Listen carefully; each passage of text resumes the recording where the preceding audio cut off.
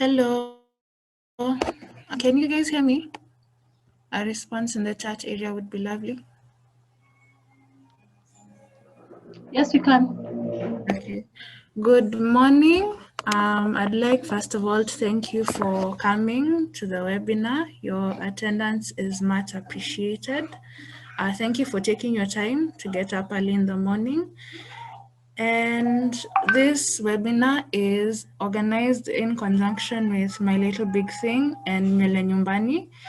And I'd like to give Sophie a chance to introduce the webinar. Sophie.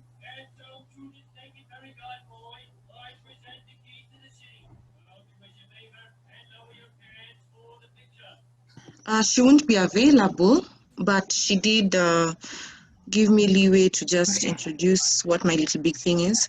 So My Little Big Thing is the biggest innovation challenge in Africa. And what it does is it focuses on the UN's Sustainable Development Goals. So if you go to the website, you'll be able to learn for free all that entails its Sustainable Development Goals and basically where we can plug in. Yes. Okay, thank you so much for that introduction, Mercy. So to welcome you guys to the webinar, we had a wonderful speaker over. We got Miss Barbra Kayla Wainaina, Miss USIU. She is a brand for Darling, and welcome, Barbra, please. Thank you very much. Thank you very much. So, give me a minute. Barbra, let me proceed to read your wonderful profile in a minute. People have to know who we have and appreciate that we've someone who understands the hair industry. So, Barbra, could you please tell us about yourself in a short while, like a minute, a brief introduction? Okay, well, my name is Barbra Wainaina. I am a graduate from USIU and a current master student at EBS. I have done modeling and commercial jobs, yeah. I have worked for hair products like Darling. I've also worked for Fashion Idol, among others. So basically, that is me and what I've worked for in relation to hair. Okay, thank you so much, Barbra. Thank you. So now that you have said you have worked commercially as a model, you know much about hair. What do you think? Where do you get the confidence to rock all those hats? Well, I feel confidence is not something that will just knock at your door. Yeah, it is something pretty much gradual.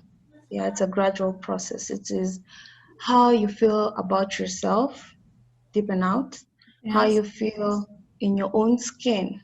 Yeah. So for me, I started modeling, I think in 2015.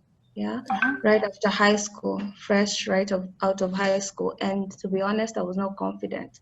But the more I was proactive, the more I went out there and did more jobs and harnessed opportunities, I got to amass like more confidence. Yeah. And I also had supportive parents, so to say, and they made me feel like what I was doing was pretty much preeminent. Yeah, it was something good. So they forced me or probably encouraged me to go more out there and do more. So the more I did, the more courage that I harnessed. And also probably focusing on positives, I would say. And in the world that we're living today, we face a lot of critics, right? You're criticized for probably not being tall, especially in the modeling world, for not being tall, for not being pretty enough, or, just different things. But focusing probably on the positives, the positive energy, believing in yourself. I think this really worked towards me gaining the opportunity and amassing the opportunity that I have. I mean, the confidence that I have today.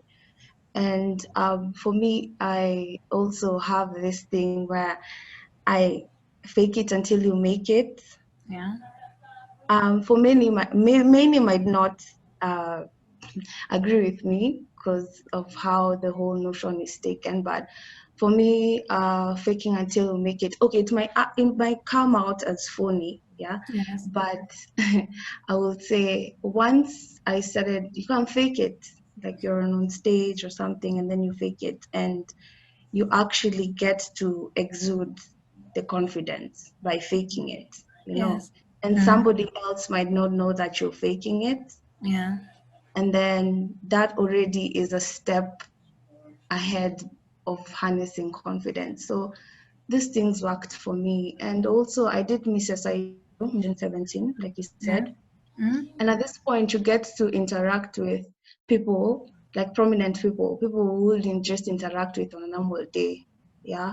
And Yeah. like Mm. in SIU, we say the vice chancellor leaves you with probably like Bob Collymore, and you're supposed to entertain him, you know, talk to him. And without confidence, that is not something that you can exude. Yeah. So gradually, as I kept doing this, as I kept getting opportunities and getting proactive in the modeling world and in my opportunities, I got to gain more confidence. Yeah. Yeah. Thank you so much, Barbara. So on to the next question is, Mhm. you are a hair ambassador. How do you take care of your hair? How do you treat it, since it's something that is your brand, is part of your brand? Um, my hair, like you Yeah. can see, it's natural. Yeah. Yes. Yeah. So I feel like relaxing hair, first of all, it breaks your hair, it damages the texture of your hair. So I Yeah. prefer having my hair natural. Yeah. And um, even when you go to model, in most products, like we say, Yeah. darling, they prefer Yes. natural hair. Yeah. Yeah, they prefer Mm. natural hair. It's easier for you to work with natural hair than relaxed hair. You Yeah. know, there are styles that they can put on me that they can't put on relaxed hair.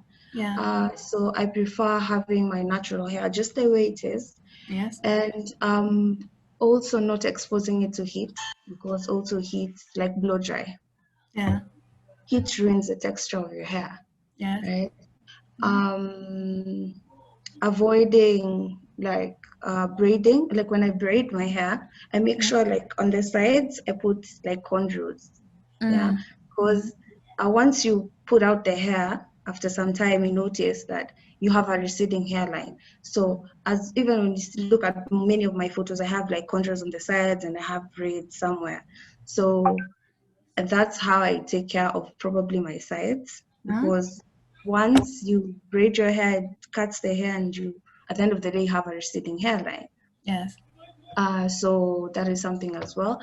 And I Mm. also use like hair products like Cantu. Mm.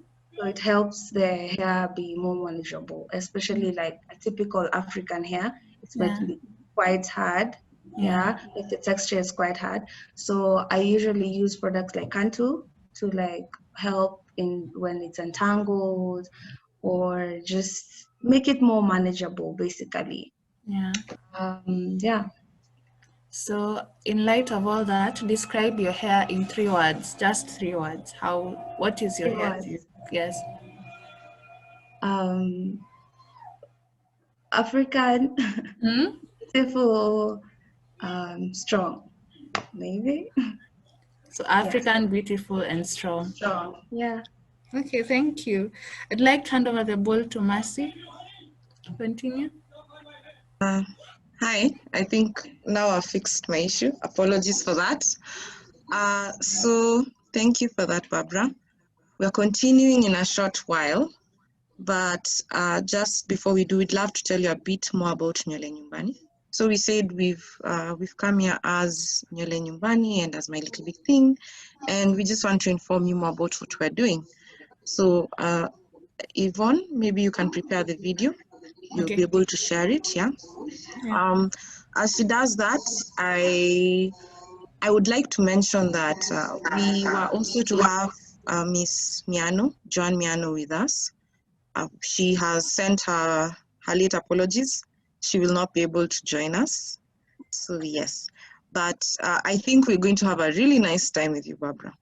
Yeah. So Ella, if you're ready. No, not yet. I'm not yet ready.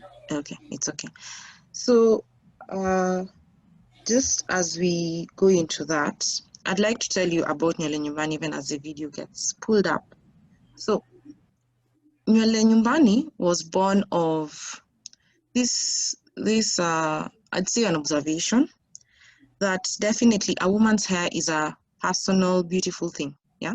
So for an ordinary woman, the distance she will travel to have it styled, the inconveniences she'll go through, whether it's in the form of long queues, not the best facilities or washrooms, are extraordinary.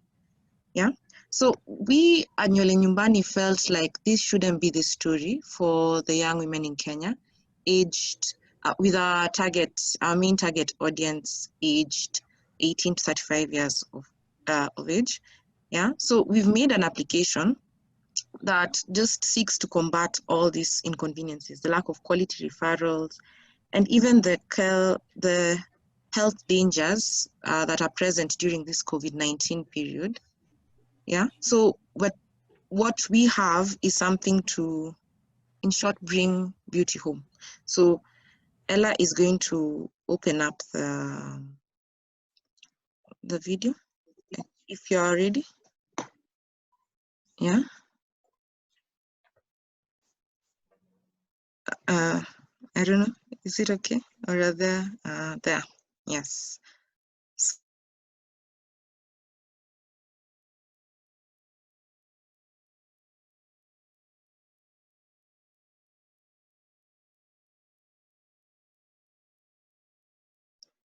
I think you can play it.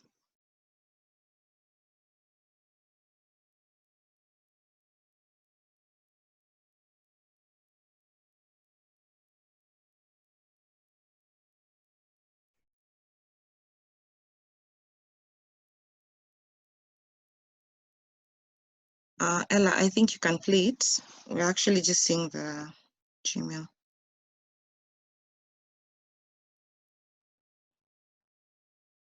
Let's just give a minute.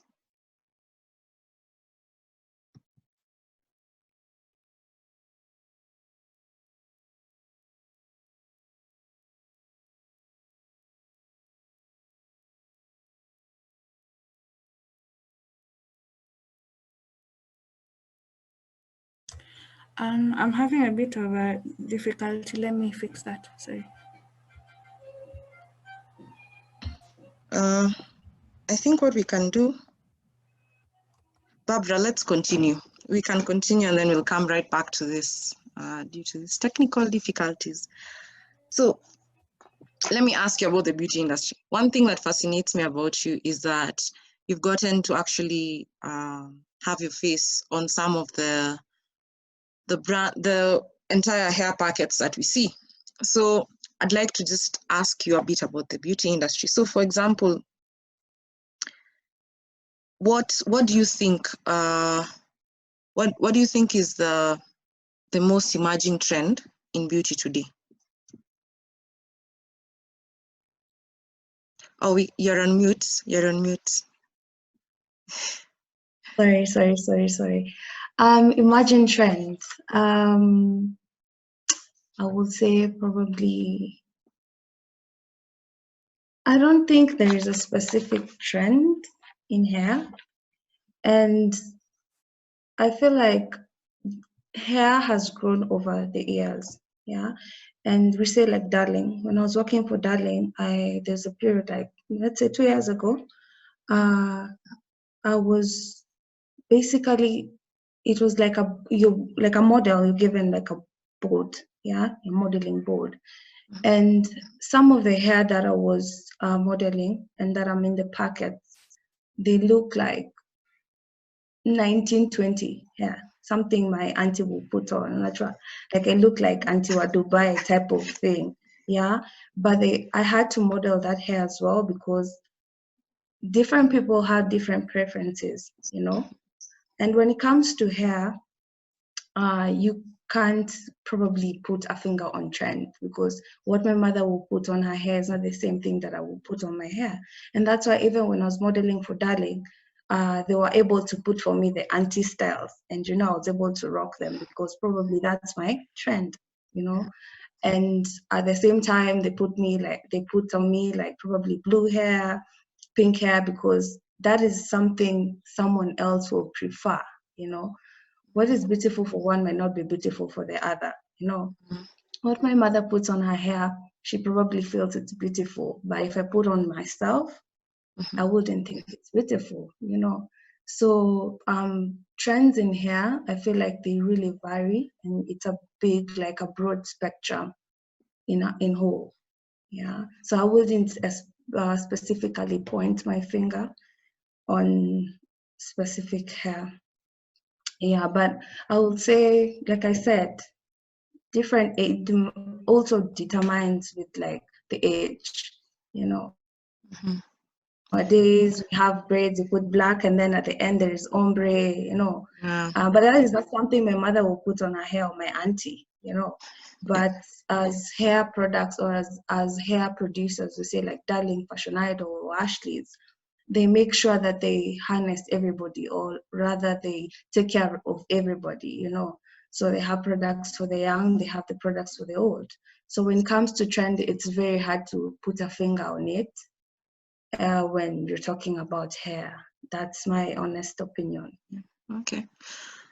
So I like that you've actually referenced that you are modeling things that you thought would be, in the 80s. So this one I'd like to throw to the audience just to get us warmed up. I'd love someone to share, two people actually, on what they love about getting their hair done. I know most people do it in salons and so forth. What do you love about getting your hair done? Yes. You can just unmute yourself. Koi, yes? Hi, Mercy. Hi. So what I really like about doing my hair is getting a hairstylist who listens to me. I don't like this hairstylist who want to force things on you.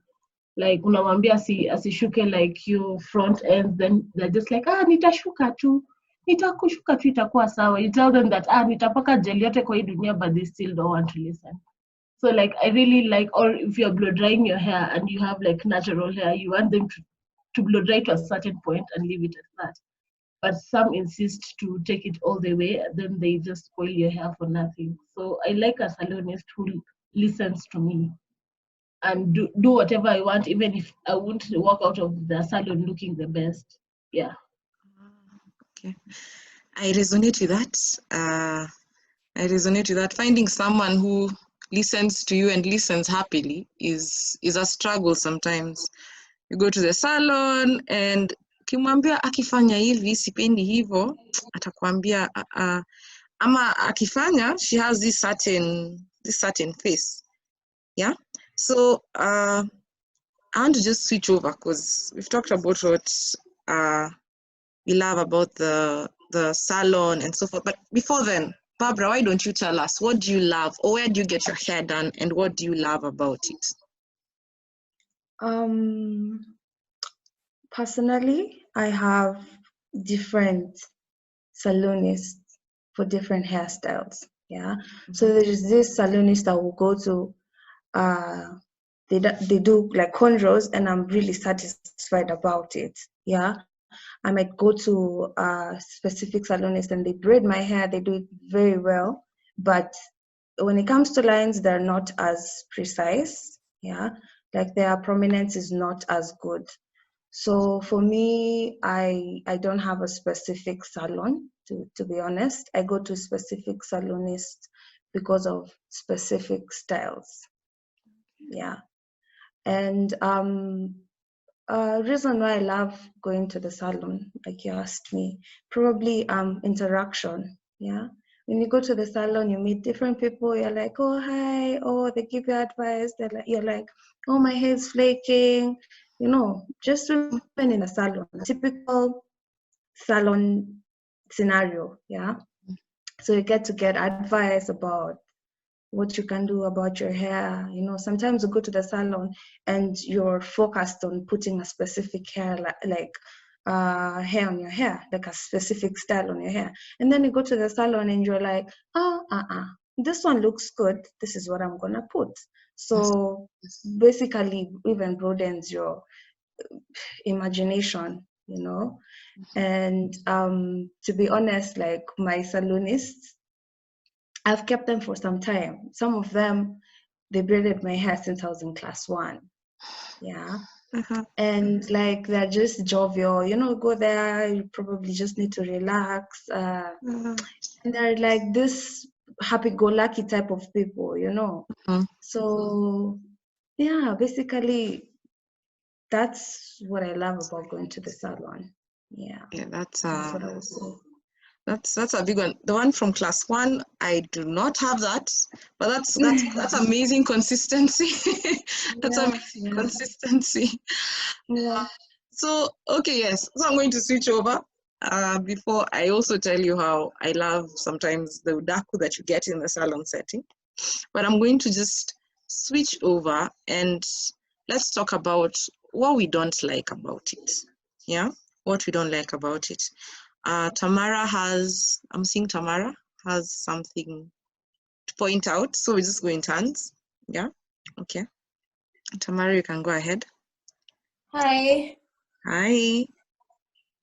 So okay, one of my biggest pet peeves when I walk into a salon is when they touch my hair, they comment about how, you know, the texture and how hard it is, you know. So I feel like even like during them doing my hair, you'll hear someone say, "Eh, my hair question gumu," you know, it's like, you know, it's bulky or like, oh. So it makes me feel like this person is unwilling to like do my hair. Because like the only reason they're doing it is because I'm paying them, you know. So yeah, it's really it's a pet peeve of mine. So yeah, that's basically what I dislike. Okay. Okay. Let's talk to, that's a thing, I do agree. Let's talk to Delphine.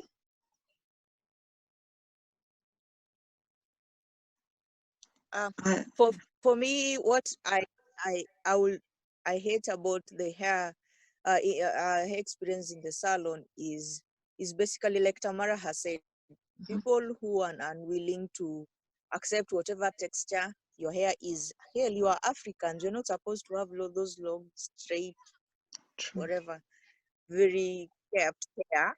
And furthermore, I'm paying you, so like just shut up and do my hair. But you'll get certain place. You go to a certain place and they are actually welcomed. You know, that type of experience. They'll just touch your hair and be like, okay, we'll do this. What exactly do you need us to do? Like some listening here, and then you will forever stick to that place, or when you find a better version of that. Okay. Okay. I get. You know, it's kind of ironical. I do understand because I've also gone through it, that we'd love, considering it's a service industry, sometimes you go and that service of just listening to what you want and appreciating your hair, your texture, all those, I do understand it. It can be a challenge and it's sometimes very discouraging, considering pia mimi nimeambiwa nywele yangu ni steel wire sometimes, so I do understand. Yes, let me listen. Let's hear from Mercy. Let's hear from Mercy also on what you don't like about your current hair experience.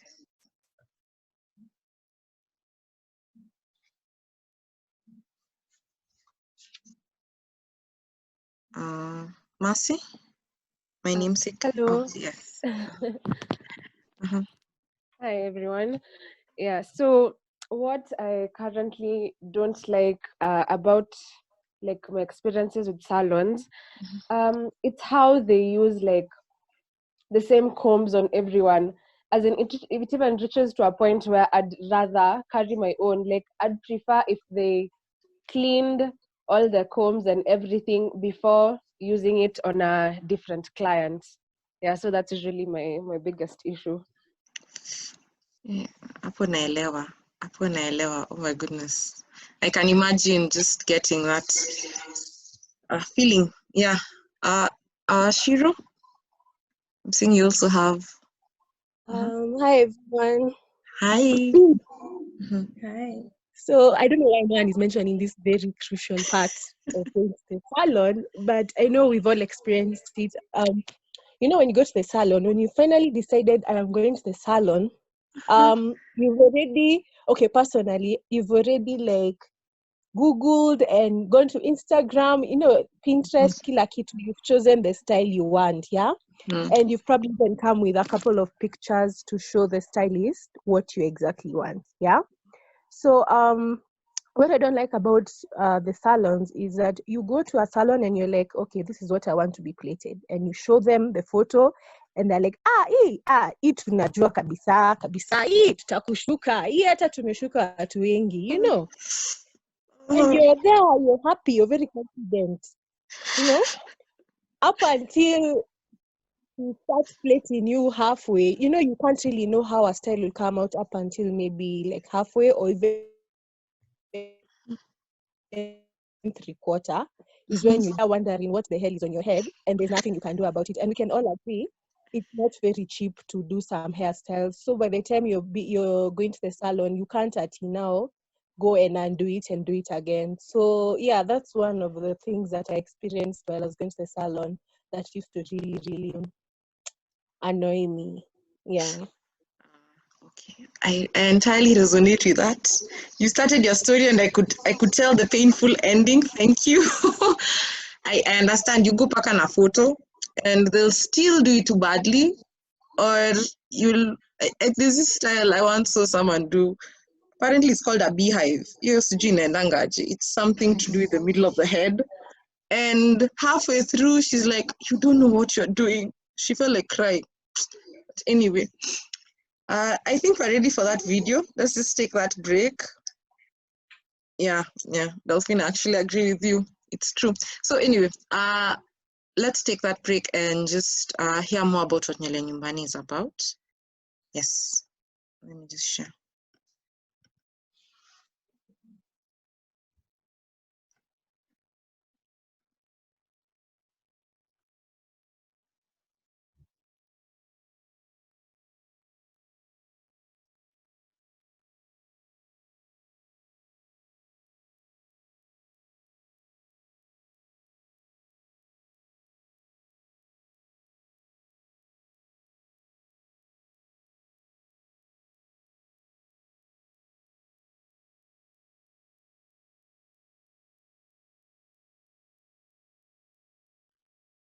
I don't think the video has any sound. Maybe you can work on that.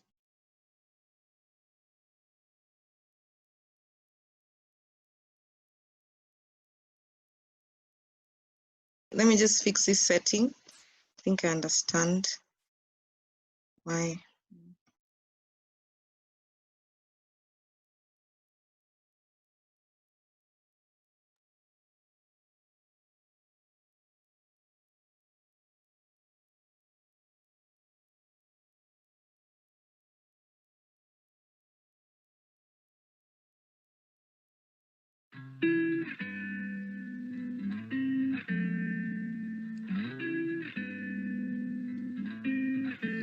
And it's not just the clients alone who are suffering. In April 2020, both the Star and the Standard reported that salons are facing closure due to reduced customer traffic. This can be attributed to the current COVID-19 pandemic. In the year 2017, Euromonitor International, one of the leading research companies, found that the hair care industry in Kenya was worth 12.7 billion Kenyan shillings. This goes to show that the economy will be greatly impacted by the downing of seeks to tools solve of the hair dilemma care that most hairstylists and clients are facing at the moment, and to usher in a new way of doing business in the new normal that we find ourselves in.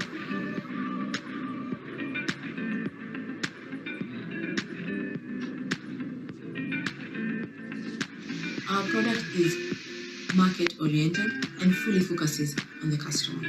At the conception of our innovation, we were able to carry out a client survey that showed that amongst women aged mainly between 18 to 35 years of age, over 50% of them are open to having a hairstylist come into their home. I am Yvonne Elapanga, co-CEO Nywele Nyumbani, in charge of operations and legalities. My name is Masi Kiptu. I'm the co-CEO in charge of marketing and partnerships. Hello, my name is Victor Mugai. I'm a software developer with a focus on mobile app development and backend development.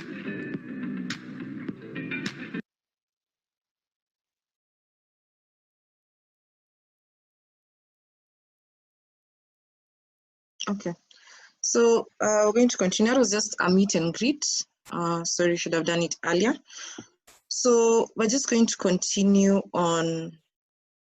Let's talk about her. Yeah. So, Barbara, we've highlighted the confidence and beauty relationship, how sometimes it feeds into the other. What about, now let's talk about the industry. What do you think has been one of the biggest impacts Corona has had on it? It was just highlighted in the video, but I'd just like to hear what you have to say about it. And if someone else has something to say, you can just raise your hand and we'll get to you. Yes. So Okay, I feel like the beauty industry as a whole is a very interactive process. Yeah, like you have to probably go to the salon, meet people, meet other people who are going to actually make their hair, interacting with your stylist. Also, when it comes to beauty products, you move from one shop to another shop, right? So it's very interactive. And with the current pandemic, I feel like it has discouraged very many people, many customers from, going out there and going into shops or going into salons. Yeah, and like the way I've seen Nywele Nyumbani gives us probably the opportunity to have probably a stylist come to the comfort of my home and provide a service, and which I'll be happy with, which I'll be content. Right. So I feel like the current pandemic has actually affected, and there has been a probable like manifestation of a decline, obviously, and just like other businesses and products, the beauty industry is not like it's not an exception. Yeah. So people have faced losses. Probably salons have been closed. So. And I saw there is actually this initiative from Darling. I think it's called Salon to Corset or something, if I'm not wrong.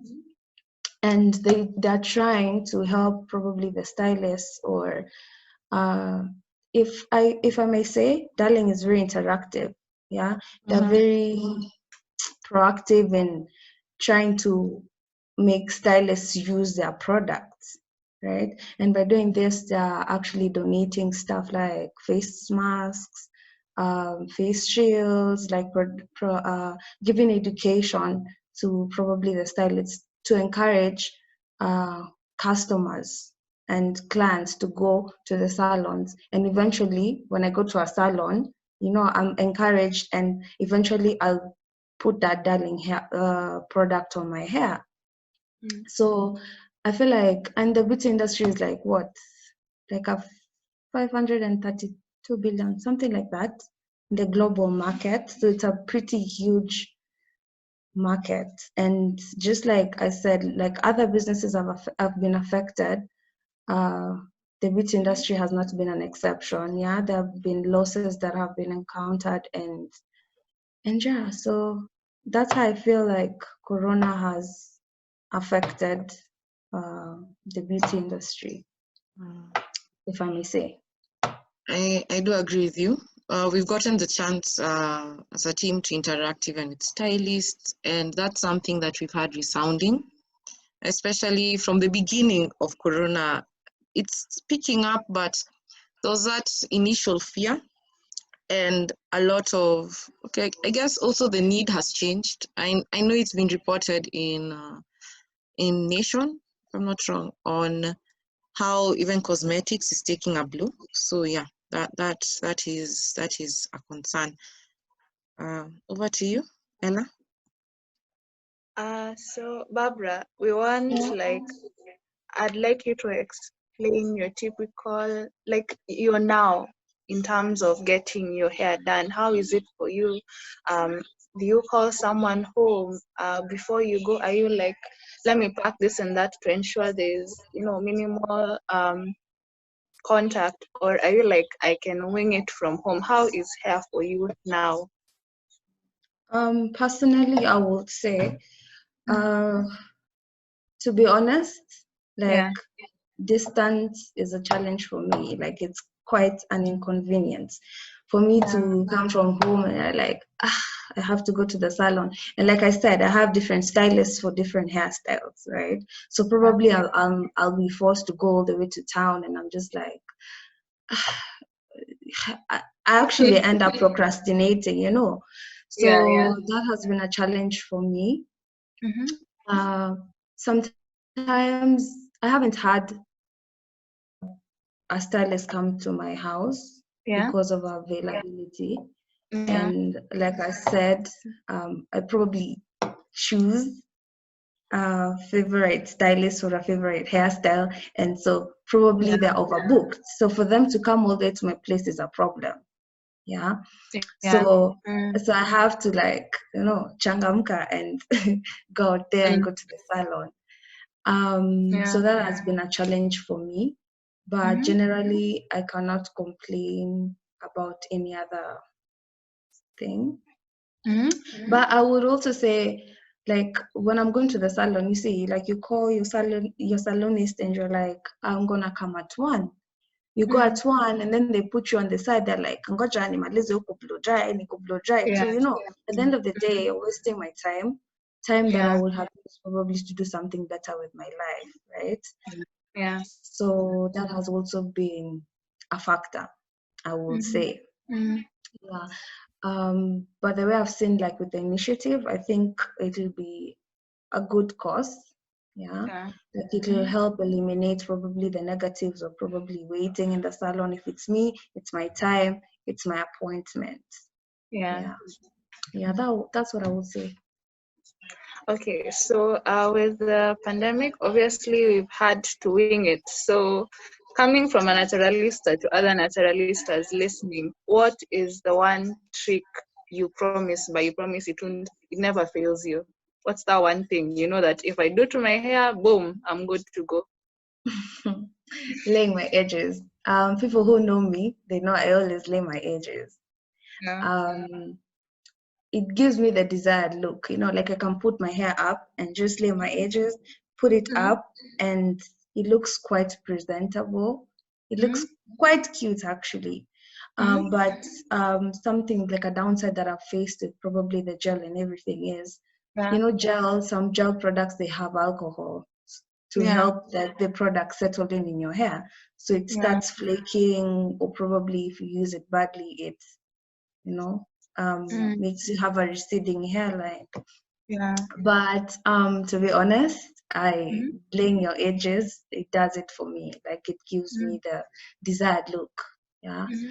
If I have braids, if I have like hair right now, you see, like, I've laid on the sides.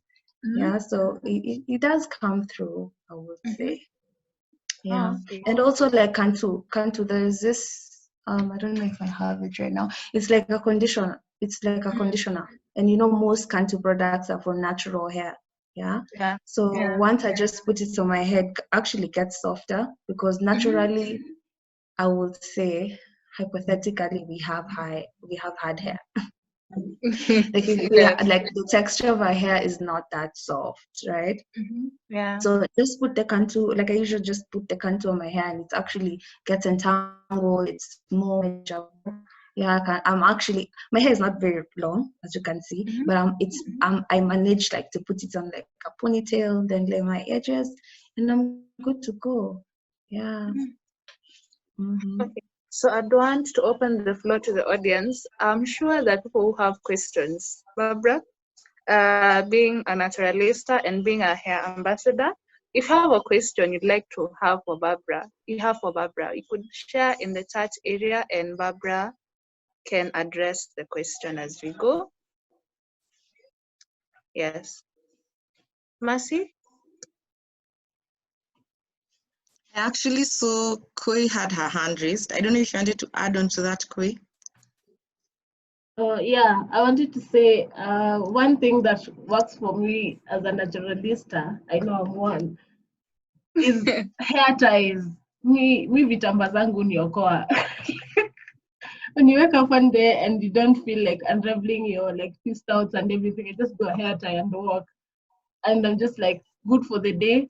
Most likely, just the other day I thought like, many people actually think maybe I'm a Mokorino or a Muslim. People were just like, oh, hizi vitamba zake ni nyingi, maybe just maybe it's her culture that's making her tie her hair, but me sometimes it's just so hard for you to manage natural hair. So a kitamba in your head, you look nice, you look like an African queen and walk. Yeah, once in a while it saves lives. I entirely get that. I do. I don't know, it also does its work, Joni. Yeah. Ella, you wanted to continue? Or I can just take those are questions I wanted to ask Barbra. And this one is also open. Before you continue, I've just seen that we have a number of gentlemen with us. So I did mention that our target market, our first category are young women. At the same time, we do have, we are building that product base also for men, kinyozi at home, yeah? So please do feel free to talk. I know it can be a bit scary maybe, but don't worry. We don't bite, yeah. So let's talk about wish list, yeah. So we've talked about, I think, a lot to do with hair. We've talked about how we do our hair, what we love about it, what we don't like about it. And right now, I just want to ask, this one is to you, Barbra. You'll maybe start us off. And I would love as much, just all the things that you want to say. But to the audience, that is, they can also chip in by just raising their hands or chatting in the chat. But what type of changes do you want to see? What type of changes do you want to see in the beauty industry? Do you want to see in beauty as we go along? All that, like what type of changes would you love?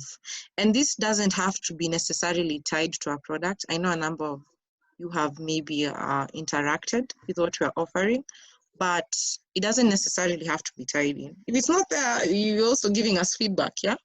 So yes, Barbra, over to you. For me, I would say probably accessibility. Yeah, being able to access probably my stylist, just like the way you can access an Uber. So having a stylist probably come to my house, and just save me the stress of and the struggle of going probably all the way to town, Yeah. well, also like I said, saving time, like I wish I was able like to make a timetable, and like my stylist just keeps time, doesn't put me on the side and tells me, "Yo, ngoja, achani blow dry huyu," and then I get back to you. So if that will change, it will be great. Okay. So that's amazing. I don't know if there's anyone else, but I am seeing a question in the chat. I think this goes to you, Barbra. So this is from Dee. She's asking, how do you respond to a question like, can I touch your hair? That's a wide one.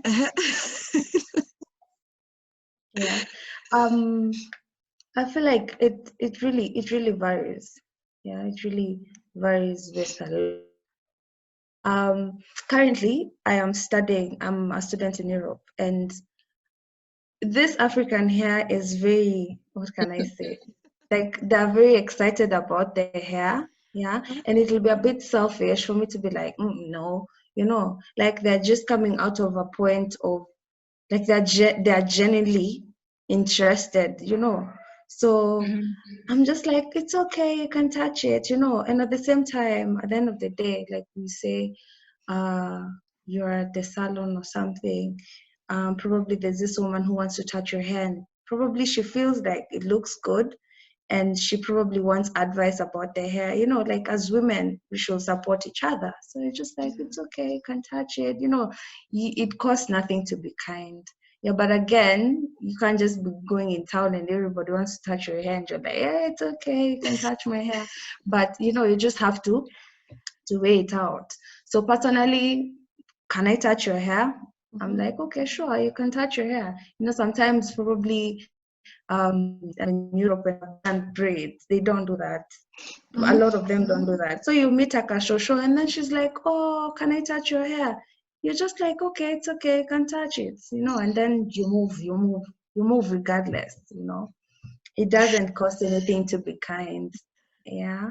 So just let it. And like in the salon, like probably like I don't know, it was I think Mercy or something, Wanjiro was like your nywele yako ni ngumu or something like that.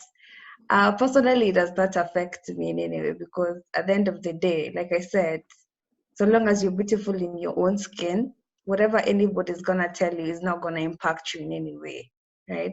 So hata ukisema nywele yangu ni ngumu, at the end of the day, I'm gonna leave the salon slaying, you know? I'm gonna look good. I'm gonna feel good about myself, you know?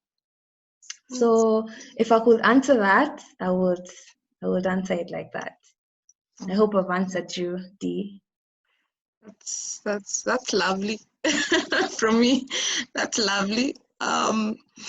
Okay, so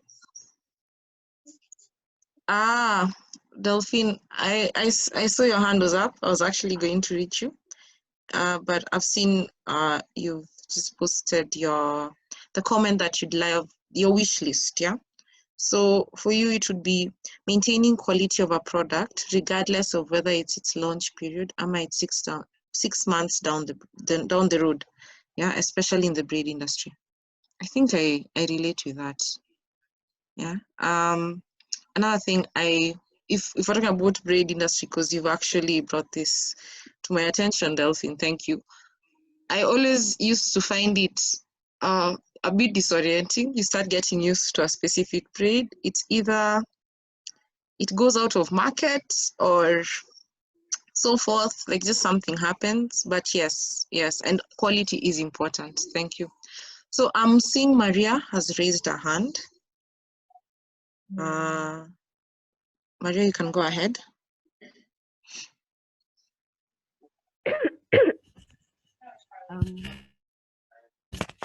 I'd say the salonists themselves need to educate themselves on trends. Could you maybe talk a bit louder? We can't hear you as well. I have a cold. Oh, it's okay. It's okay. It's fine. The salonists should educate themselves on upcoming trends and also like better ways that have been discovered of doing hair. Like it shouldn't be my job to come and tell you do this and this yet. It's your job. You should be researching and you should be knowing. That's lovely. That's quite lovely. I do agree. I think that's the difference sometimes between even how we end up between the two different types of experiences. I think Barbra is the one who painted that picture where someone goes to a salon and you can either have a stylist who doesn't appreciate your hair, or you can have a stylist who comes and tells you, you know, you can also do this. She starts giving you advice and so forth. Yeah. So there's a question. There's a question before we move on to the next segment. From Samantha.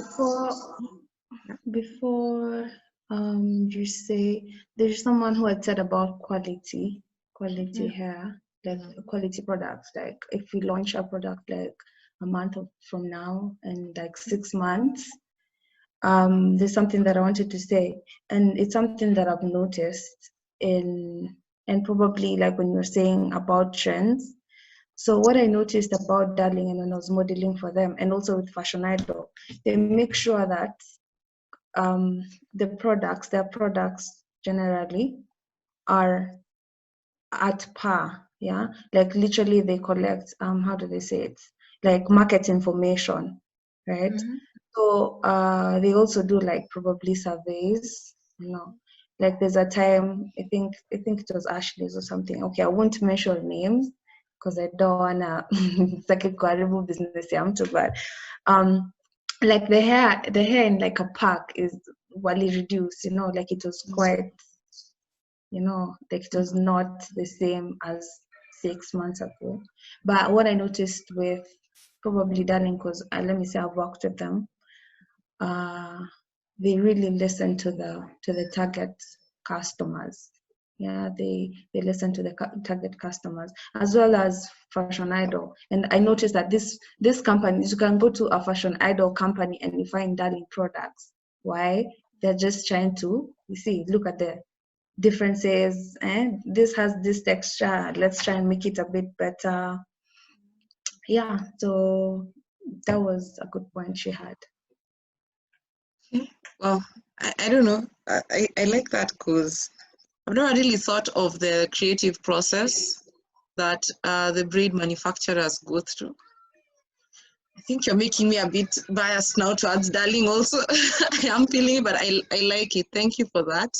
Thank you for No, that. but the other companies do as well. You can go to Darling and you find probably Fashion Idol imelala top of mahali, and you're like, what is this product doing here? But it's just, I think it's just a matter of, you know, gathering information and trying to make your company better. You know, trying to improve your product, and trying to, you know, harness wale customers wa wanatrai kuwachukua, you know, what is it that Fashion Idol is doing that we can do, you know. And I feel like that probably happens in the, like, in not only like the beauty industry, but also in like other businesses in the global market. Yeah. Yeah. Okay. Thank you. Thank you for that. It was quite informative. So there's this question from Samantha. She's asking, so what do you do, Barbara, for length retention? She's been natural for 3 years, but the length of her hair doesn't seem to go anywhere despite trying almost everything. So I will say probably listen to, I would say, you know, what I usually say is what works for me might not work for you, and what works for you might not work for me, you know. But I would say probably just taking care of your hair and probably taking breaks within. I had actually shaved my hair when I was actually doing pambo braid. I didn't, it was at that point where I was feeling very enthusiastic about hair, you know, dyeing in the middle, shaving on the sides, you know, that period. But it's been what? I think this is like a year or two, or a year and a half. Yeah. And also you have to know how, like listen or just know how your hair is, you know. There's jeans, you know, my hair might be bulky, but yours is not. So probably just going out there, not feeling shy about trying different products, because I will tell you I use this, but it might not work for you. But for me, what I will tell you is naturally my hair is bulky, yeah. But I have this, I don't know if I have them here. Yeah, like they are the herbal oils. They look something like this. They're really tiny, but they work for me. So they have like there are 6, like tea tree, avocado, eucalyptus, and castor oil. Actually, castor oil really helps. So what I usually do, I take all these 6 oils plus coconut oil, and then I mix it up in a kamkebe. And then like once I have a break, let's say I've done my braids, I don't rush into doing braids again. So you'll find me probably with hair. So I undid my hair like 2 weeks ago. So just giving your hair a break, because when you come from braiding and then braiding again and then braiding again, I feel like it kind of destroys your hair. I stand to be corrected. But I usually take breaks. So I put after the normal controls to zile za the primary ones, you know. Might find me walking even in town with those lines. But it's to allow my hair to breathe. Yeah. And then after a week, I can go back to braiding, you know. Yeah, that's what I would say. You know, just I don't know, listen to your hair if that makes sense, you know, and don't feel scared to try new products, because again, what works for me might not work for you, and there is like a broad spectrum of products out there for hair. Yeah, so just feel enthusiastic and just reach out, you know. Also, like, you can check on reviews from people, and personally I will say I don't use products just because I saw so and so using it. You know, there's this notion where probably a celebrity using this product, it'll work for me. But at the same time, you need to realize that this person is actually marketing for this product. You know, I've actually done hair of which I will never put myself, you know, but just because I need to market, you know, I end up putting it on me. Yeah. So listen to yourself. Do you for you, if I may put it. Yeah. Just go out there and try different products, and also research and eat that and eat. I wouldn't say like I eat healthy, but there are food products that can help you actually have healthier hair and better hair. So yeah, I will tell you that. Shesoni, I hope I got that right. Yeah. Okay, thank you. I think that was quite something. Thank you for that, especially the nutrition part. I've heard of that before, and I think we'll come back to that. So right now, let's just pause for a while. So we've talked about all this about hair, and we've talked also about Nywele Nyumbani. So we want to just show you a short product video. Yeah, so yes, let's just look at that, and we'll now continue.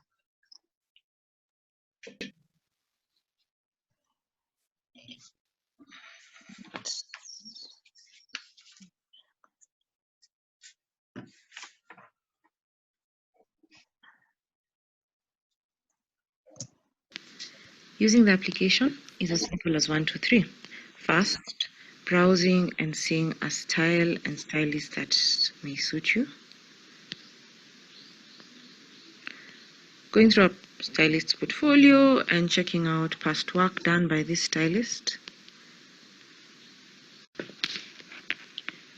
Looking at the various styles and choosing a style that you want, such as this. And 3, booking a date.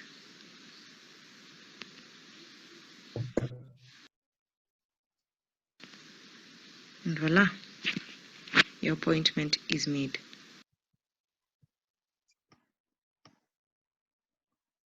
So yes, that was just more exactly on what the product can do for a client. Yeah.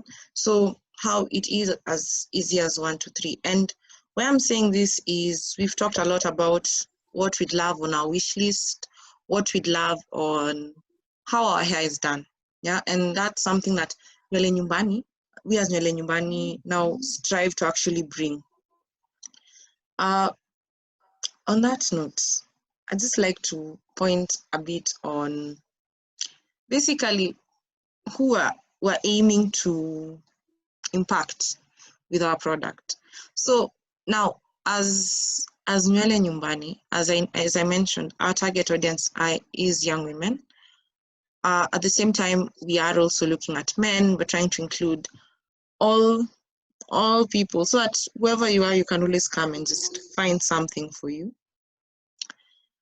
there is a client side. We've talked about, we can just go through the problems that we've faced, yeah? So these problems range from convenience to not finding someone who listens to your hair. So I think from there we actually do understand, like there is so much more. There's a huge opportunity to what we can actually offer clients. And the very fact that we're bringing, as you've seen in the video, you can order conveniently from your fingertips, yeah? Convenience at your fingertips. And the difference between a huge difference between our business model and traditional salons is that you don't go to the stylist comes to you. So this also, I don't understand, in this world where food comes to you, everything comes, your phone from Jumia comes to you, there is that comfort that I don't have to wake up,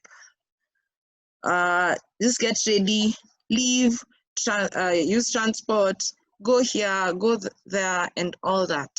And so in this COVID-19 era, we have noticed, even aside from the app, there is an influx in home services, as a couple of our stylists have told us. And you know, when you do your hair at home, you actually get to interact less with people, because when you go to a salon, you're interacting with the stylist, who can be more than one, and and other clients. But what we are selling is they come to you, so that's one person. Yeah, that crowding and all that, that's something that we avoid, because also there are those health guidelines. Yes, so for those women who felt, and everyone, you basically go to do your hair and you don't feel like you're being heard. So that's another thing. You're able to leave a rating and a review to just help other clients, yeah?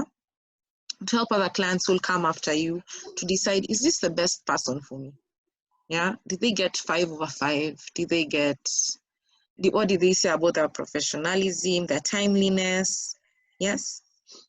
So here is where we switch a bit, and I just want to say that we don't just aim to improve the lives of our clients, but also stylists. Yeah, there's a huge number of unemployed youth and basically people in Kenya, 2.6 million actually, as noted in last year's census. So in the same census, they noted that 2.65 million were actually trained in vocational jobs, one of which is hairdressing.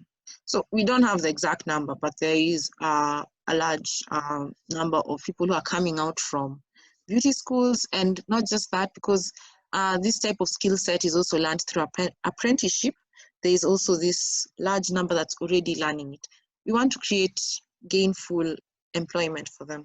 So this ties in with, as I mentioned, so we're working with My Little Big Thing. And My Little Big Thing focuses on these goals that the United Nations had set. So it's sustainable development goals, yeah? So working on SDG number 8. And this is just bringing about decent work and economic growth. So from the application, we're also looking at what can we do to impact our stylists' lives, yeah? So from the application, they can practice and earn from their skill.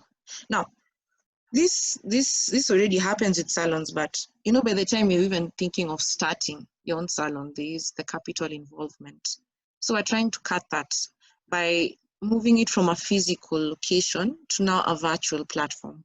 Yeah. So the main thing here is, another thing is that it'll be skill set that differentiates people. So with that said, it plays this even field where you don't have to look at where are they based, where is their salon, is it in a posh area, is it not in a very posh area, and saying that, okay, so skill set is the differentiator. Yeah, so this is actually creating equality in the field amongst stylists from all walks and lives. And another thing, the very fact that they're not in a physical location, but on a virtual online platform, increases their reach, their market reach, which is what they're trying to bring. And also they're able to create a personal brand. How? On the platform, both clients and stylists can upload all things to do with beauty, hair, and so forth. And for a stylist, the very fact that you keep on doing job after job after job, and you keep on uploading your work, you keep on increasing your portfolio, you keep on getting the ratings, you keep on getting the reviews, you keep on climbing that rating table, that's the type of brand that we want you to create for yourself. Yeah. So I think I've talked a lot, but before we move off this topic, I'd like us to hear from one of our stylists. Yes. So Dee has been with us, and she's actually done an experience with us. So Dee, maybe you just say hello. Yeah.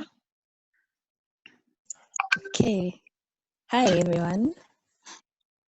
Hi. Hi. Yes. So my name is. No, go ahead. Sorry. My name is Diana Naure. I'm a nutritionist by profession, and I am a stylist by, what do I say, God-made, self-taught, very invested. Yeah. Okay. So Dee, let me just ask you a couple of questions. The first one is based mainly on what guys have told us about. We've discussed, and we've said one thing that we find annoying when we go to a salon is when you meet a stylist who doesn't listen to you, or someone who doesn't appreciate your hair. That comment, it's been years since I was told my hair is still wool, but it sometimes sticks with me. So basically, what type of experience are you looking to give your clients? Yeah. Okay. First, I would say, first of all, I want to apologize on behalf of all stylists for always falling short of that. I think the problem, I would say, is most stylists who are in the industry, the syllabus they use, especially those who studied hair and beauty, was the old syllabus, where it was more of, I would say, like the colonial times, where they would really not appreciate African hair, where it's either you hit stretch for it to be straight or relax it. And I would say most stylists find it easier working with like stretched hair, like relaxed hair rather, straight hair. So you find kinky hair, not very many people are informed about which is, I would say, I would blame the stylist, of course. I would blame us because it's our responsibility to make sure we're at par with what's trending, what's new, make sure you're informed, because clients are different. They have very different textures, different curl patterns, different porosities and all that. So I would say for my clients, I think coming from a nutritionist background, I would say I seek to not only just do their hair, but also help them become informed consumers in terms of, before I use a product on you. Because what I noticed especially is most clients would come and just sit and be like, I want this hairstyle. They don't even know what product you're using. Such that, assuming I'm getting a new client and I ask them, what have you been using? They're like, Mimi Sijui, my stylist just use Sijui what. They have no clue. So for me, I would say it's giving my clients that experience of, you need to understand why I am using what I am using on your hair and not a certain product. And you also need to know, learn your hair, embrace your hair, because it's going to be like a month before you come back to my seat, and I need to know what you have been doing. It's not nilikubraid ukamaliza, so you are like, I didn't even do anything. So it's basically helping them become informed consumers and helping, I would say, the African woman embrace her hair you also need, because another thing is most people, you see the way you see a hairstyle on someone and then you think it's going to come the way it came from the other person. So you need to understand your hair and what style. Actually, there's something like there are styles that will sit well with your hair type and those ones that won't. That's why you find someone with probably very soft hair will complain they do braids and before like 2 weeks the hair is already messy. And someone with like super like very kinky hair will be like, it's either it's too tight, it was too itchy, or it stayed longer. So also that is part of it, understanding your hair. That's lovely. I really love the part of educating, and I've always loved that because there's so much more I think we need to know about our hair. So we've talked about what you would do for a client. So from your experience with us and just generally, what do you hope in terms of impact? What do you want in terms of impact from Nywele Nyumbani, and maybe what you've seen? Yeah.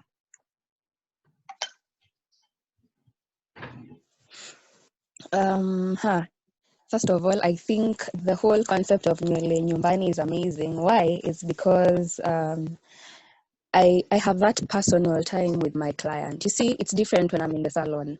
And as Barbara said, you know that time when a client comes and you're working on another client, then wake up, let me finish, I'll just do blow dry. Or you're braiding your hair, then you'll be like, watch any blow dry, who you? You know, so I think for Nywele Nyumbani is you have that one-on-one time with your client. There are no distractions.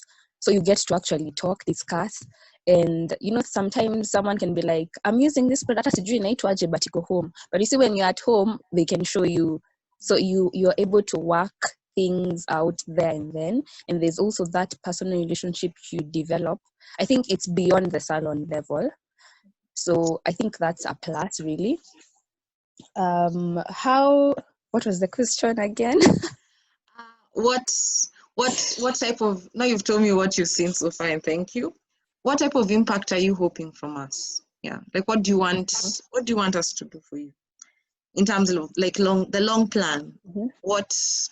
What are you looking for from us? Yeah.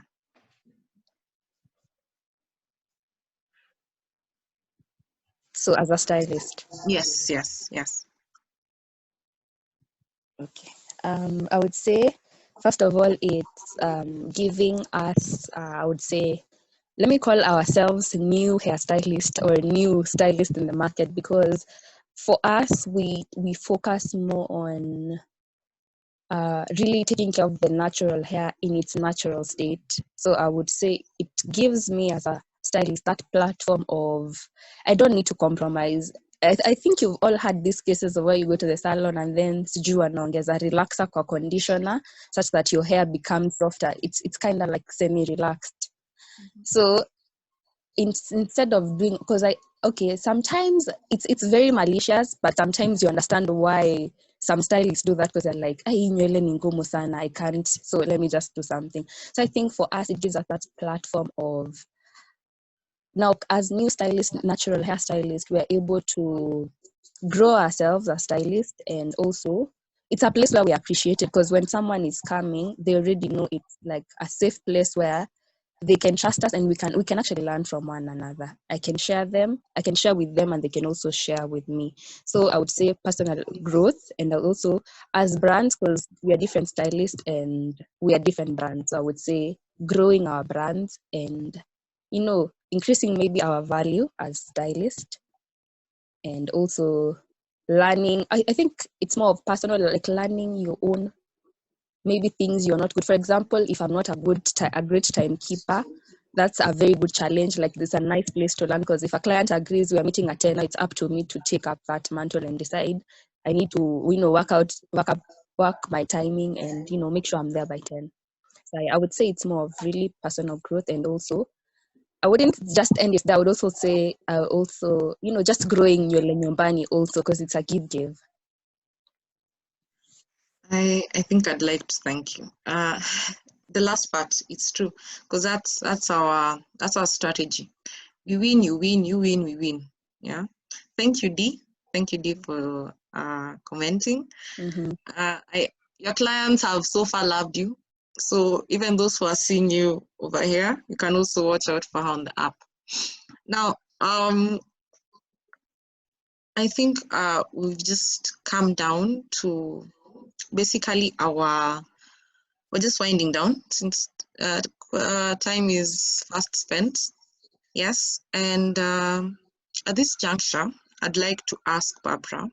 Barbra, you've interacted a bit more in depth. We've talked and you've interacted with Nywele Nyumbani. Yes. So could you? Here's where I ask for an honest opinion and honest feedback, quite honest feedback about Nywele Nyumbani. Yeah, that's it. I feel like it's a great platform for convenience. Like I said, instead of me going all the way to town, at the comfort of my home, I just take my phone and pop, my stylist is there. But I have a probable concern probably for the hairstylists, right? So they're gonna come to my house, at 2 another house, at 3 another house, right? Don't you feel like you're exposing the stylists to the current pandemic? You know, because as much as you say I get less interaction, because okay, beauty is interactive, but I get less interaction from staying and getting my service at home. But at the same time, my stylist is going to different houses, right, and eventually coming to my house. So I don't see how you're trying to curb the possibility of me contacting probably corona. Yeah. And also what else, if we say I have um, a specific stylist, right? The stylist comes to my house and we get a good rapport with each other. I like their work and everything. Yeah, like I'm really impressed. And then now, like 20 other say clients love the work of the stylist, right? So will I be waiting for like probably like 2 weeks to get that specific stylist? You know, because now the stylist will actually be overbooked. You see, so probably I want the stylist on Monday, right?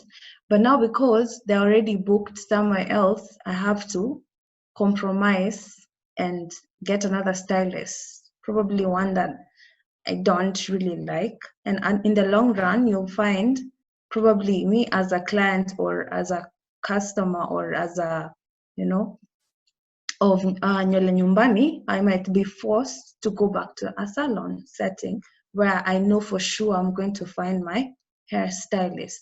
So what is it that you're doing or you will do to steer this? You know, so that will be a probable concern. But generally, I feel like it'll put hairstylists out there and make sure that they give their best output, because obviously there'll be competition, you know, like once this thing is up and running, a hairstylist will obviously want to do their best to actually get a better market, you know. And I will be able to like go through like the way you showed us in the video, like through looking at the different styles, I'm able to see the proficiency of each and every stylist. So I might have a preference to a specific stylist, and this will make probably the stylist to get out of their comfort zone and probably do their work much better. Yeah, and it will also save my time. Like I said, if I want my stylist to be at my house at 1, they should be there at 1, you know, and it'll evade the possibility of me kuwekwa kando and being told ngoja kidogo ni blow dry huyu, I come back to you. Yeah, and I think it'll create better opportunities to the stylist as a whole. Like in this struggling economy, especially for now, I feel like it's a good cost, yeah, to help the stylists out there. And also another concern is because I haven't seen it probably in the slides, so maybe you can, like, is there anything, like I said, for Darling, they're doing to corset salon, like, is there something that you're doing to ensure that the stylists are not gonna accelerate the spread of corona in the current pandemic? Because it will be really sad, to have something like that. Yeah. Thank you for that. And I think even what the concerns you've raised are some that others can echo with.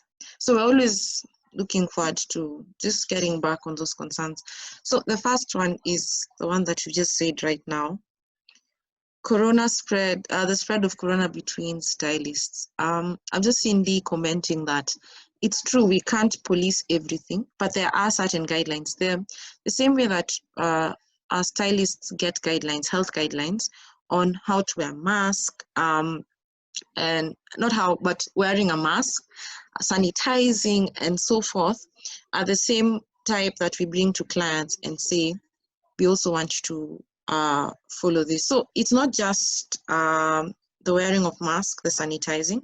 We've gotten to talk to Ministry of Health doctor, and one thing that he gave us for a particular business was, one thing that I think stuck out for me was the ventilation of the room that you're doing it in. So he advised us in such scenarios, actually, if they can do it outside, that's way better.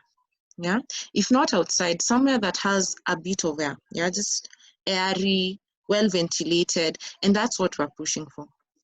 It is true that we can't police everything, but just informing clients and stylists that when you do 1, 2, 3, when you sanitize, before you touch their hair, yeah, when you wear the mask, definitely wearing the mask, for both.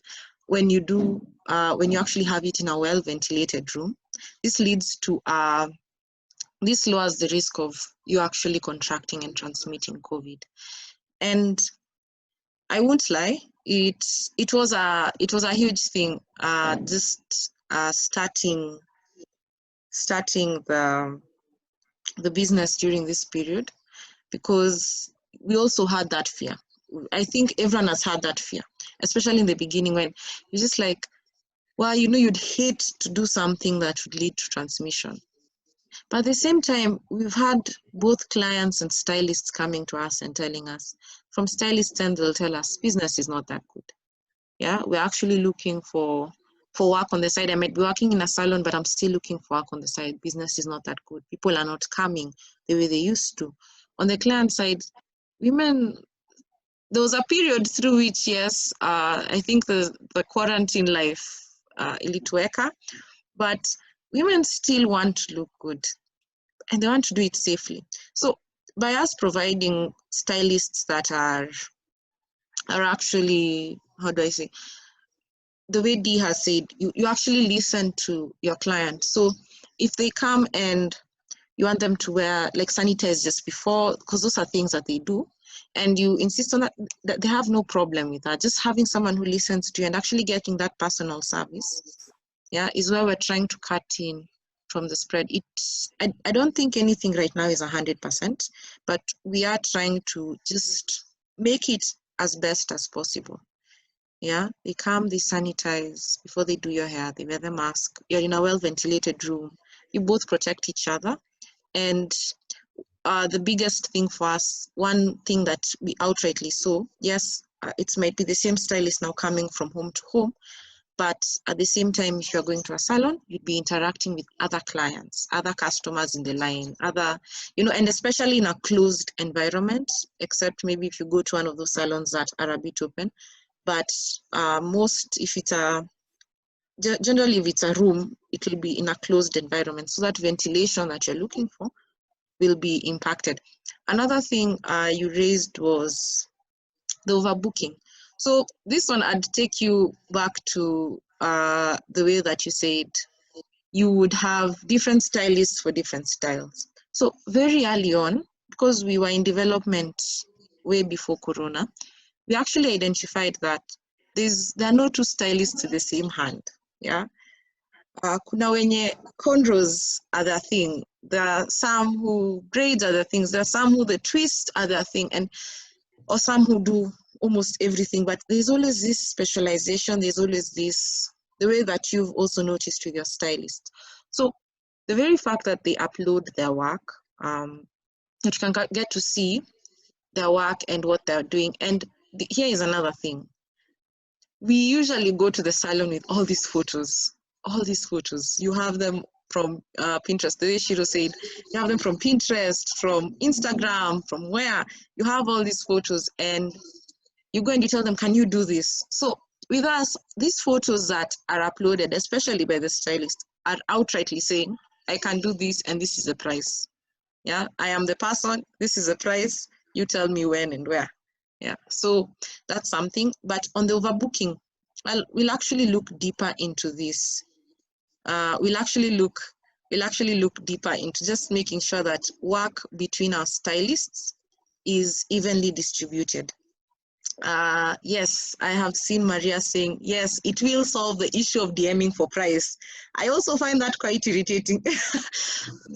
You're shown a really nice photo and then you're told, put more extra effort, put more extra effort so that you can actually get the price tag on this service. Something else I've also seen, thank you, Barbara. I'm also seeing now the audience also have had questions. Is someone who's asked how much will the stylist be charged for using the app? So there's no onboarding fee. What we do is we charge a commission that we've agreed upon with the stylist for their services on experiences done. So entering the app, signing on with us, that there are no costs on that. Because we're also mindful of the fact, the way Barbara has highlighted, that there's a lot of, it's a difficult time. I think I'd say it's quite a difficult time for youth, for women, for youth again, for I think almost everyone right now, when we talk about the economy, where so we look at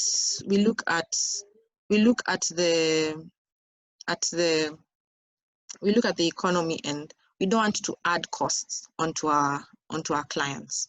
Yeah, I mean onto our stylists. So maybe Ella can answer this last one, the guidelines in place for pricing.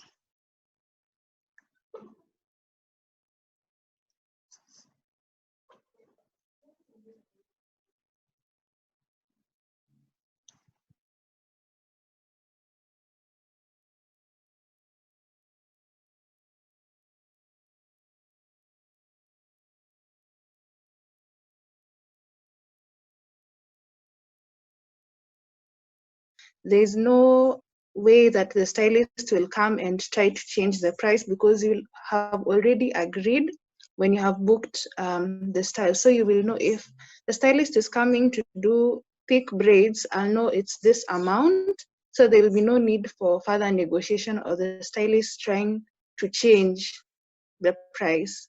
And then on to the next question, how does the scheduling for a stylist work? Can more than one person book the same stylist on the same day? Well, it depends on how many appointments the stylist has, and in terms of proximity. Let's say if the stylist gets a booking from Langata, 2 bookings from Langata, and the first booking is probably at 8 a.m. So the stylist knows how long it takes for them to do a style, maybe 2 hours. And again, let's say the next styling from Langata is at 11 a.m. or 12 p.m. So there is going to be a delay, or rather a lag time in between commute for them. And also we have a system in which we can know if it's feasible for the stylist to have 2 appointments within the same day, to make sure that no client is disadvantaged because of the time they took. But in the event that the stylist is indeed booked on that day, we can always reschedule to have the client have another appointment on another day that it's definite for them. The next question, and if so, how do you make sure that appointments don't overlap? Again, we calculate, or rather we know the time in which the stylist takes to do a style so that we don't have overlaps or we don't have to inconvenience another client. How do you ensure that the stylist gets paid by the client?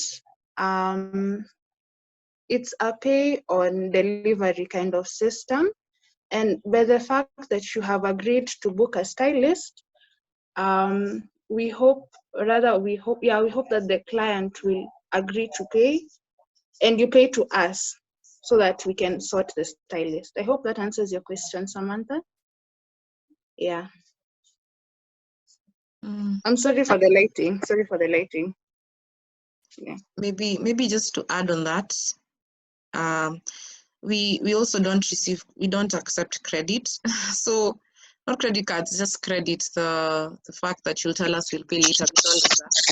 And by the time that you're actually using the platform, you're agreeing to our terms, which are that by the time the stylist is done with your hair, you actually also will pay them. You'll have to actually give the payment, not later, but as they're still now, as they're still there. Yeah. So Delphine has pointed out, how about having the information beforehand? Yes, on like length of time, amount of time that will take, a style will take. Like for braids, you're expected to sit for 3 hours. Simple lines, it's 30 minutes. Yes, as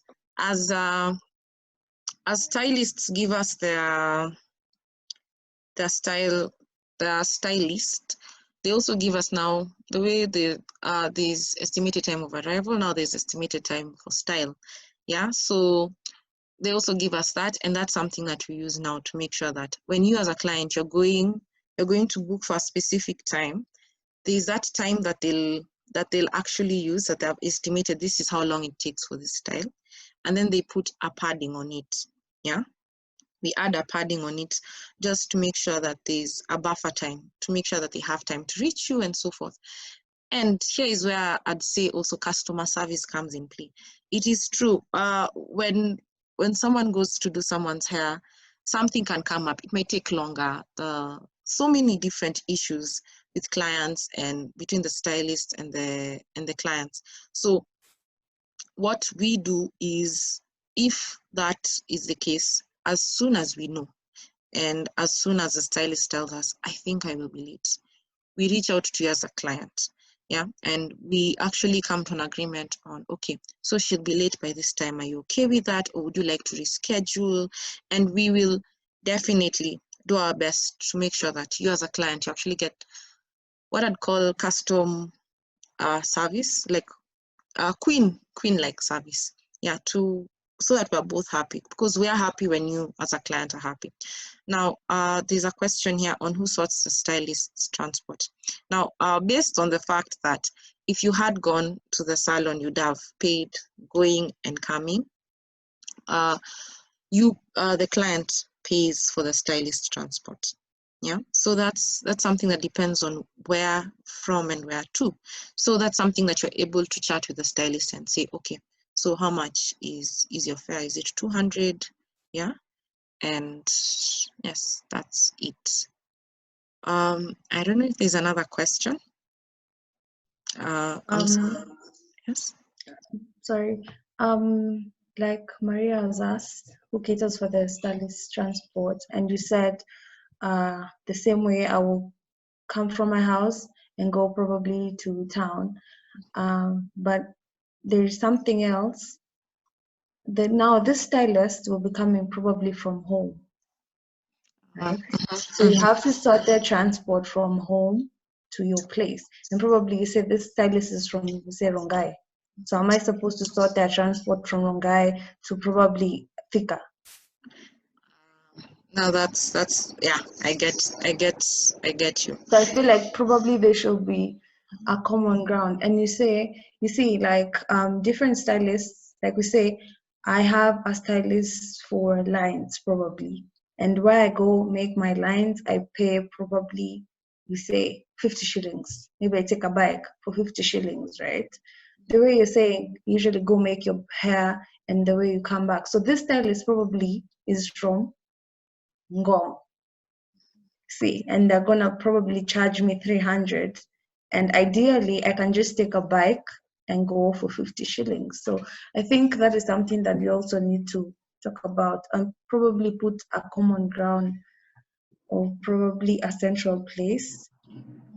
And also something else, the central place is not, for one person might not be the same for me. You see, like Thika might be my central place, town might be for another person. So I feel like you need to look into that. Yeah. Okay. Thank you for that. It's true, actually, it can be quite confusing. You don't know where they're going to come from. So what we do, we also tell you when you're looking at their profile, where are they based, so that even as you negotiate, like as you're actually choosing the styles, you can see, okay, it's CBD. Okay, so I know from CBD to my place is like this much. Yeah, from where to where is this much, so that you can just start getting the gist of it. Another thing is what Vainolia has pointed out, where the system will grow to a point where there are enough stylists for your style within your locality. Yes, it is true. And it's something that we're working to make happen sooner rather than later. So for this, we've been doing very vigorous recruitment, just going and mainly referral system, because we want people who are also quite good at their skill. So we're trying to have stylists in so many areas, because the nearer they are to clients, yeah, the more price friendly it will be. Nywele Nyumbani is a free market. What I mean by that is that we don't set the prices. We don't set what all stylists will bill, but we let now the competition and the market even that out. Yeah, and now is the stylist pricing on the app inclusive of materials such as braids? That's from Samantha. So Samantha, what I can say is the same way that, yes, we find people also want to be brought for braids, and that's something that they can do, stylists can do.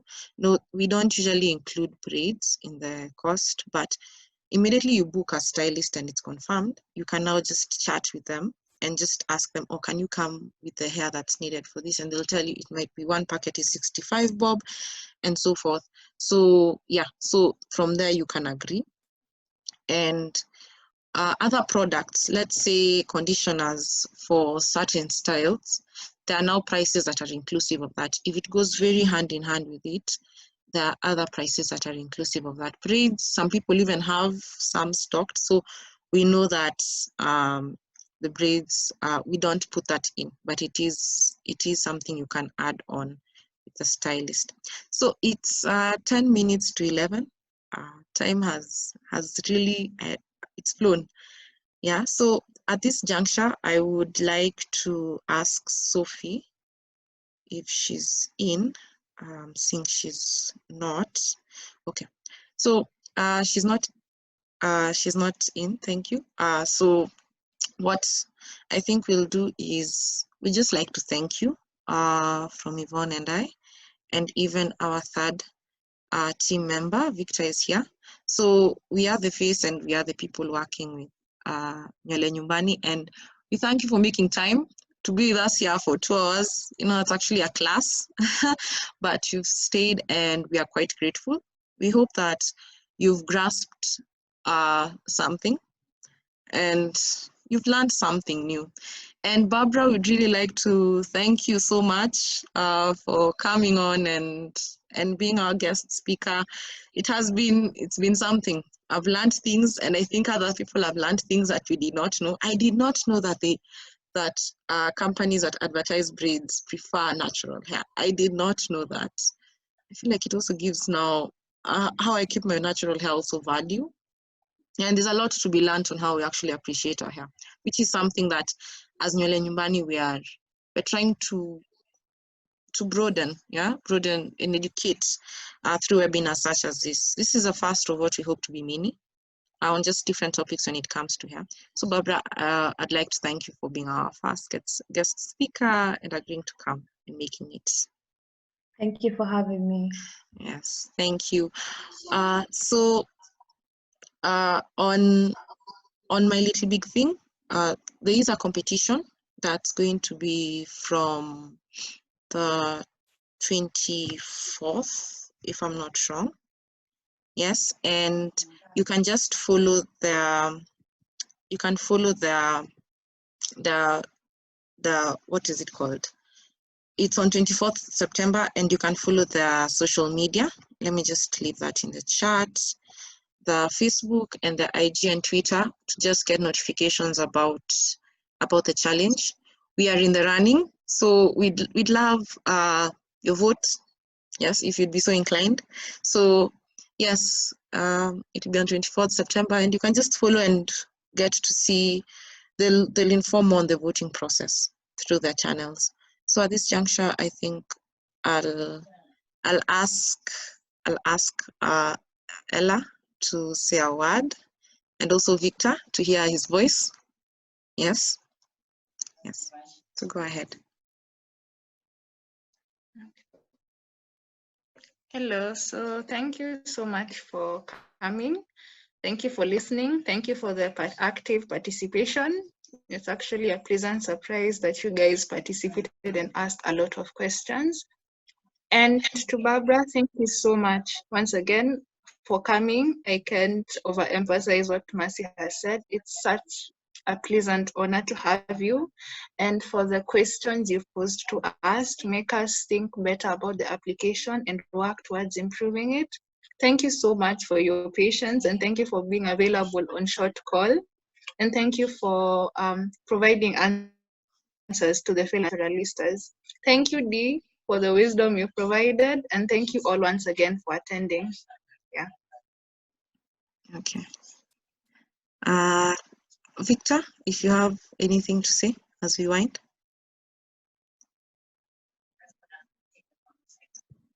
I don't think. Oh yes. Hi. Good morning, everyone. I think it's morning. Yes. Thank you for attending. Thank you for coming. For me, I just like to say just thank you for coming, and I hope all of you've learned. Most of what we've talked about, they're all new to me, so I've just been flowing. So yeah, that's all. Thank you. Yeah. So we'd like to wind this up. Again, thank you for everyone who's come and participated, and may you have a lovely day ahead, and may your hair journey grow together with your hair. Yes. Okay, have a lovely day, everyone. Bye-bye. Have a good one. Okay. Bye. Bye.